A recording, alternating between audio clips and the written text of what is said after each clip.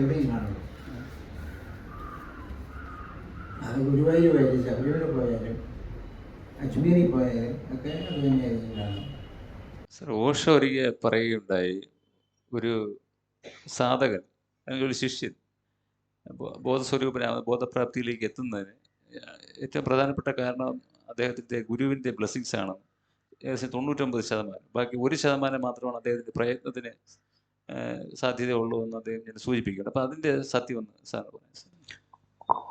തീർച്ചയായിട്ടും ഗുരുവിൻ്റെ കൃപ എന്ന് പറയുന്നത് നിസ്സർഗമായ കാര്യം തന്നെയാണ്, സംശയമൊന്നുമില്ല. പക്ഷേ ഈ 99% ഗുരുവിൻ്റെ കൃപ എന്ന് പറയുന്നത് നേടുന്നതിന് വേണ്ടി അതിന് മുൻ ജന്മങ്ങളിൽ ഒരുപാട് പ്രയത്നിച്ചു കഴിഞ്ഞു.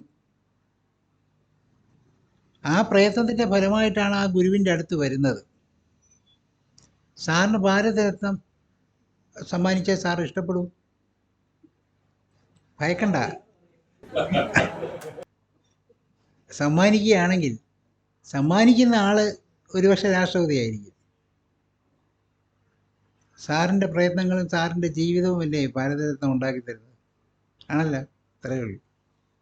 അത്രയേ സിമ്പിൾ. ഭാരതരത്നം വാങ്ങിക്കുന്നത് പ്രസിഡന്റിൻ്റെ കയ്യിൽ നിന്നാണ് എന്നുള്ള പ്രസ്താവനയാണ് അവിടെ ഓഷോ പറഞ്ഞത്. ആ ഗുരുവിൻ്റെ കൃപ കൊണ്ടാണ് അത് കിട്ടുന്നത്.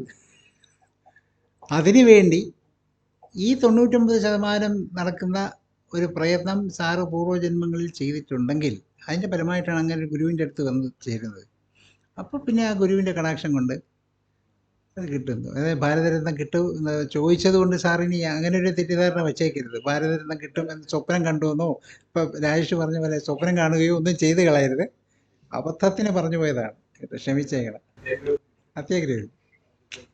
ഭാരതരത്നം അത്യാഗ്രഹമാണെന്ന് സാറ് ചരിത്രാധ്യാപകനായ സാറ് പറയുക എന്ന് പറഞ്ഞാൽ കുറച്ച് കൂടുതലാണ്.